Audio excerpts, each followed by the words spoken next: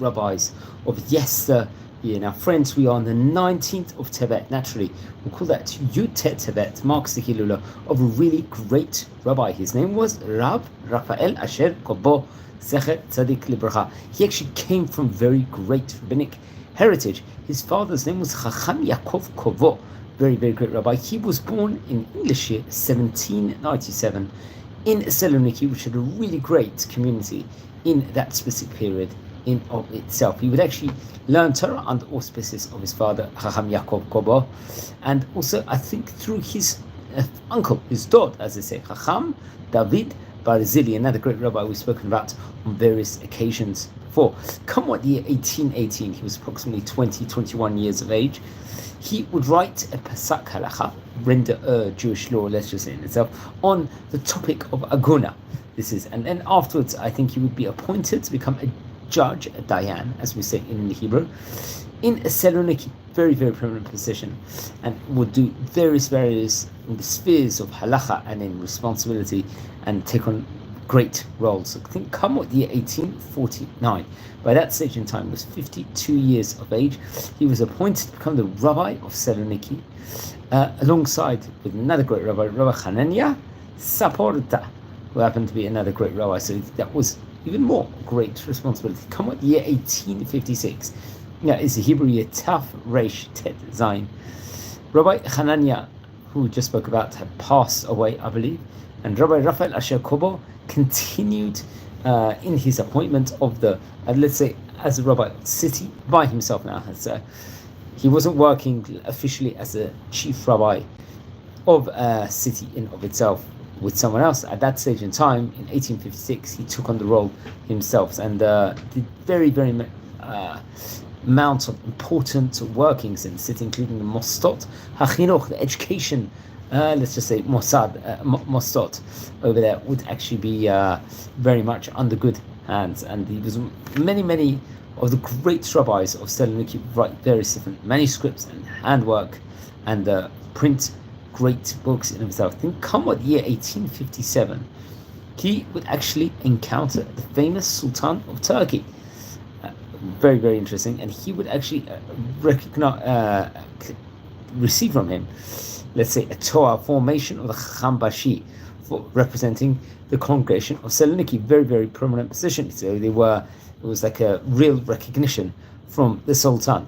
And very much Rabbi Rafael would have received great honor. He did, and I believe very much there was a Mostot HaChinuch Yehudi Thessaloniki because of this, which was very, very great. Now he passed away on Yud Tet Tevet in English year 1874, so he would have been approximately 77 years of age at the time he passed away. He was buried in Thessaloniki. Now it's interesting, his book Sha'ar Asher has various different shuvot, let's just say, on the Hakikot Shel Chacham Rafael Asher Kobo Etzad Roshim Shktav. Very, very great book in of itself, and he was a great rabbi from Thessaloniki in his specific day in of itself. Now we said his father was Rabbi Yaakov. He had also great son, including Rabbi Shmuel, very, very great. His brothers was Rabbi Abraham Chamishi, as we say in brackets, and Rabbi Hanania and Rabbi Yosef. His Saba was Rabbi Rafael Abraham Bechor. Very interesting. And among his teachers included Rabbi Yaakov, who was his father, and Rabbi Yitzchak Barzili, his uncle. So he really, really did, from the family in of itself, did imbue himself in greatness in Torah, and really, really did benefit a huge amount in his time. And it's actually reported over that when he was Rabbi of Thessaloniki, he didn't want to take the salary in of itself. He really felt important that, to be seen to do the jobs and tasks l'shem shamayim in general. And he was recognized. He got that recognition at the end by the government of Turkey from Greece as the status of the chief rabbi of Greece, which was very, very let's just say in itself a very prominent position.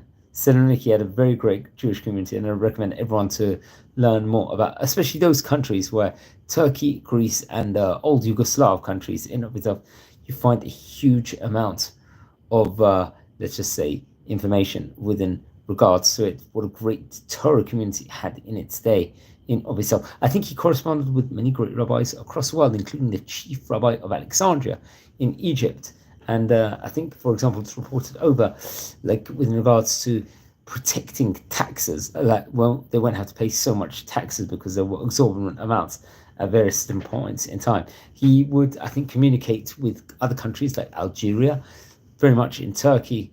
Also, he would be, let's say, try and negotiate for other people between the disputes that there might have been between shochets and rabbis in different areas in of itself. So he got decorated with the lavish names also by the government in of itself, and he really was a very, very great rabbi. So please don't forget to light candles in his memory. His Hilula is on Yud Tet Tevet. This week we are a community, friends. We're learning about the great rabbis of yesteryear.